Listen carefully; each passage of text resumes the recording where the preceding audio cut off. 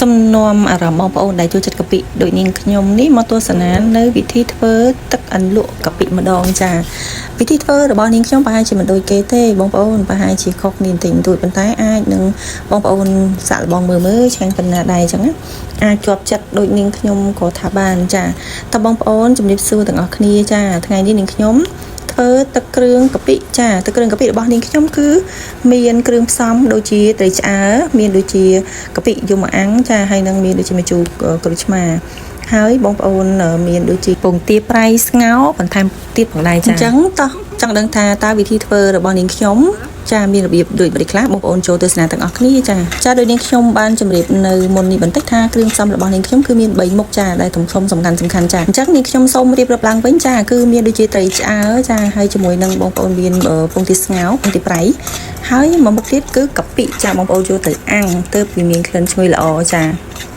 ហើយដោយគ្រឿងរបស់យើងតែងធ្វើនឹងឲ្យតែមានកាពិនិងប្រហុកបងប្អូនមិនយើងមិនត្រូវចោលទេជាមួយនឹងដូចជាខ្ទឹមចាខ្ទឹមម្ទេសចាយកទៅរំលីងដើម្បីឲ្យឡើងក្លិនឈ្ងុយសិនសូមបងប្អូនយកមកបុកចាហើយបងប្អូនចូលច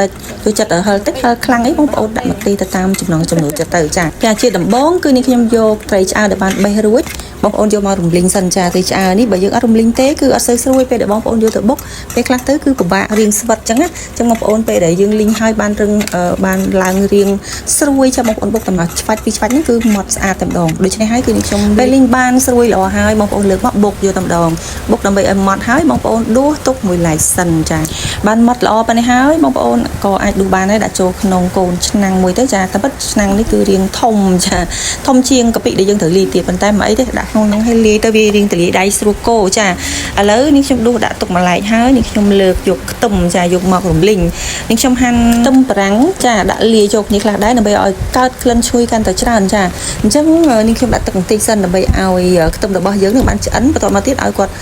់រៀងខ្លោចឈ្ងុយទៅតាមនឹងចាមានខ្ទឹមសខ្ទឹមក្រហមខ្ទឹមបារាំងនិយាយរួមទៅថាខ្ទឹមបារាំងណាបានដាក់ផងខ្ញុំភ្លេចទៅចាដាក់តែខ្ទឹមក្រហមចាខ្ទឹមសនិងខ្ទឹមក្រហមជាគូនឹងគ្នាចោលគ្នាបាននេះបងប្អូនគ្រប់មុខម្ហូបអីទាំងអស់ដែលមានដូចជាប្រភេទបុកប្រហុកបុករបៀបដូចជាកាពិអីហ្នឹងណាបងប្អូនចោលហ្នឹងគឺខ្វះក្លិនហ្មងបងប្អូនណាខ្លះដែលចូលចិត្តលីងដាក់ទឹកអញ្ចឹងបើសិនជាបងប្អូនចូលចិត្តបែបរៀងឈ្ងុយចឹងហ្នឹងបងប្អូនអាចដាក់លាយជាមួយនឹងប្រេងឆាចូលបន្តិចដាក់ប្រេងឆាចូលបន្តិចនៅពេលដែលស្ងួតអញ្ចឹងគឺធ្វើឲ្យក្លិនឡើងកាន់តែឈ្ងុយប៉ុន្តែពេលបងប្អូនយកទៅកូរធ្វើជាទឹកគ្រឿងណាឡើងរៀងរលើបរលោងពេលខ្លះបងប្អូនចង់ទុកឲ្យសល់ដល់ស្អែកអីវាអាចនឹងអត់សូវឆ្ងាញ់ទេដោយសារវាត្រាជាមួយនឹងប្រេងអញ្ចឹងណាចាសម្រាប់នាងខ្ញុំថ្ងៃនេះគឺលីងល្មមប៉ុណ្្នឹងឯងព្រោះដោយសារតែក្លិនវាចូលលក្ខណៈចង់ខ្លោចហើយចាអញ្ចឹងយកមកគឺដាក់បុកផាំងតែម្ដងបុកបន្តទៀតគឺនាងខ្ញុំមកធ្វើវគ្គបន្ទាប់ចាឥឡូវនេះយើងយកស្ករក្រហមរបស់យើងចាចំនួន1ស្លាបព្រាបាយហើយយកមកកូរវាចាយើងកូររហូតដល់ឡើងក្រហមបន្តិចសិនណាបងប្អូនបើសិនជាបងប្អូនយកឆៅទៅលាយក៏បានដែរក៏ប៉ុន្ត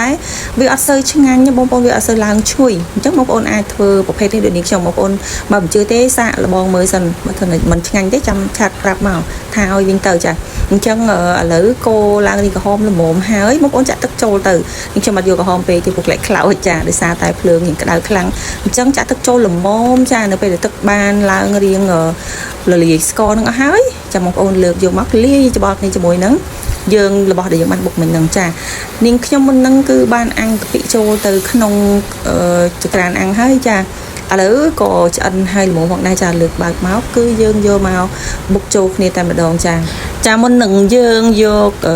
ពងទាប្រៃរបស់យើងមកកាត់ជាចំណិតតូចៗហ្នឹងបងប្អូនយកគ្រឿងទាំងអស់ហ្នឹងមកបុកចូលគ្នាសិនចានេះខ្ញុំមានដូចជាគ្រឿងកាពិអាំងហើយនឹងខ្ទឹមសខ្ទឹមក្រហមដែលបានលីងមិញហ្នឹងបងប្អូនយកមកបុកចូលគ្នាចាតាមពិតទៅបើសិនជាបងប្អូនដាក់ស្ករឆៅបងប្អូនដាក់ស្ករក្រហមចូលបន្តិចគឺវាអត់ធ្វើឲ្យស្អិតចឹងទេអញ្ចឹងពេលបងប្អូនបុកបានតែមួយសន្ទុះទៅគឺវាស្អាតតែម្ដងចាគឺវាម៉ត់ល្អហើយបងប្អូនអាចដាក់លាយចូលគ្នាបាននេះខ្ញុំអត់ដាក់កូរនៅក្នុងតបាល់បុកហ្នឹងទេនេះខ្ញុំបុកម៉ត់បន្តិចហើយនេះខ្ញុំលើកចាក់ចូលទៅក្នុងកូនកធុនដែលនេះខ្ញុំបានដាក់គ្រឿងត្រីឆ្អើរបុកមិញហ្នឹងណាចាអញ្ចឹងបុកបានប៉ុណ្នេះហើយបងប្អូនចាំចាប់ដើមយកវាមកច្បល់លាយគ្នាចានេះខ្ញុំយកត្រីឆ្អើរហ្នឹងដាក់ចូលមកក្នុងតបាល់ហ្នឹងយើងបុកចូលគ្នាសិនដើម្បីឲ្យម៉ត់ល្អចាដល់ពេលដែលបងប្អូនអត់បុកចូលគ្នាបើសិនជាបងប្អូនលាយតែម្ដងវានឹងធ្វើឲ្យកាពិរបស់យើងនឹងវានៅដុំអាចពេលបងប្អូនញ៉ាំទៅប៉ះចំម្ដុំខ្លះប្រៃម្ដុំខ្លះក៏ឆ្ងាញ់ទៅចាអញ្ចឹងមុននឹងយើងយកទៅលាយជាមួយទឹកបងប្អូនយើងអាចកូនបន្តិចសិនចាបុកច្បល់ទៅដើម្បីឲ្យកាពិរបស់ របស់យើងវាបែកចាកុំឲ្យនៅដុំកាពិនាងខ្ញុំនេះគឺជាកាពិដែលមកពីខេត្តកោះកុងចាមិត្តភក្តិតែងតែយកមកផ្ញើហើយការចូលឆ្នាំនេះគាត់ទៅលេងស្រុកដែរប៉ុន្តែគាត់ចង់យកមកទៀតគ្រាន់ថាអ្នកដែលគេធ្វើហ្នឹងគឺជាប់រវល់ក៏អត់បានធ្វើប្រហែលជាវគ្គក្រោយចាបងប្អូនខែ2ខែទៀតហ្នឹងនៅពេលដែលគេធ្វើបានល្អហើយក៏នាងខ្ញុំកំងគាត់ឲ្យយកមក1គីឡូលើកនេះគឺអត់ឲ្យគាត់ចេះតែយកមកផ្ញើទេព្រោះដោយសារតិចមកថ្លៃបងប្អូនចាឥឡូវនេះគឺសម្រាប់នៅក្នុងនេះនាងខ្ញុំប្រើទឹក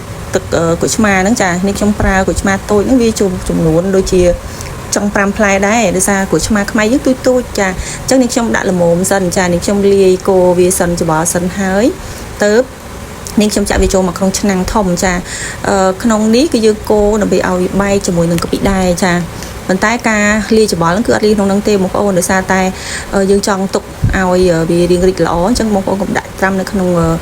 ត្បាល់ព្រោះត្បាល់របស់យើងដែលធ្វើនេះគឺជាមួយនឹងឈើចាអញ្ចឹងវាអាចរីកអញ្ចឹងវារីកទាំងឈើទាំងអីអញ្ចឹងបងប្អូនចាឥឡូវនេះគឺដួសឆ្វេងហ្វាក់ហើយគឺនាងខ្ញុំចាក់ចូលទៅក្នុងកូ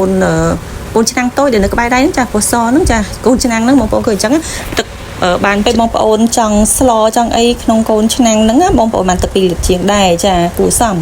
អញ្ចឹងឥឡូវតោះនាងខ្ញុំលើកចាក់ឈិលតែម្ដងចាដើម្បីឲ្យយើងអាចលាយគ្រឿងក្នុងនឹងបានចាអញ្ចឹងគ្រឿងបន្តដែលយើងត្រូវធ្វើហ្នឹងមានដូចជា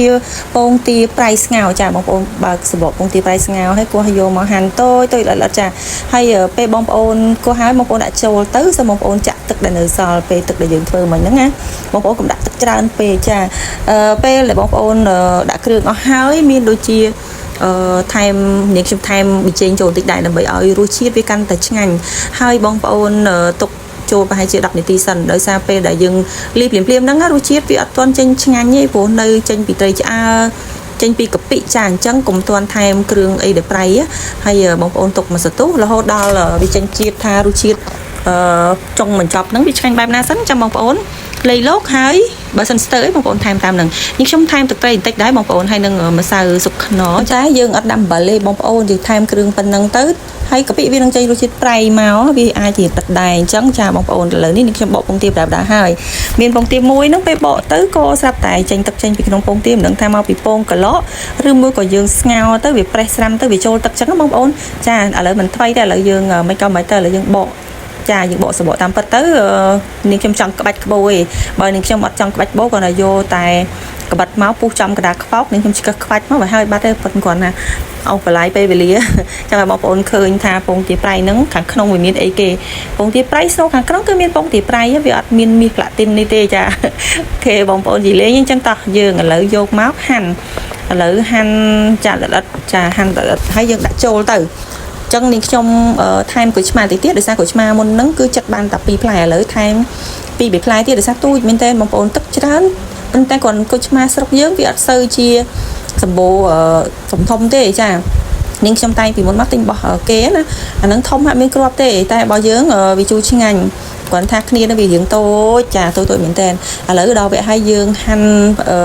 ពងទាប្រៃរបស់យើងកុំឲ្យធំពេកហើយក៏កុំឲ្យតូចល្អិតពេកព្រោះពេលដែលយើងដាក់ចូលទៅយើងត្រូវការយកសាច់ពងទាប្រៃហ្នឹងញ៉ាំមិនម៉ាត់ចឹងដែរចាគ្រឿងហ្នឹងគឺអត់មានថែមថយស្ករអំបិលប៊ីចេងអីទៀតទេដោយសារមុនហ្នឹងគឺថែមហើយហើយចានាងខ្ញុំភ្លក់ទៅគឺវាអត់ទាន់ឆ្ងាញ់ទេដូច្នេះហើយនាងខ្ញុំបានទុក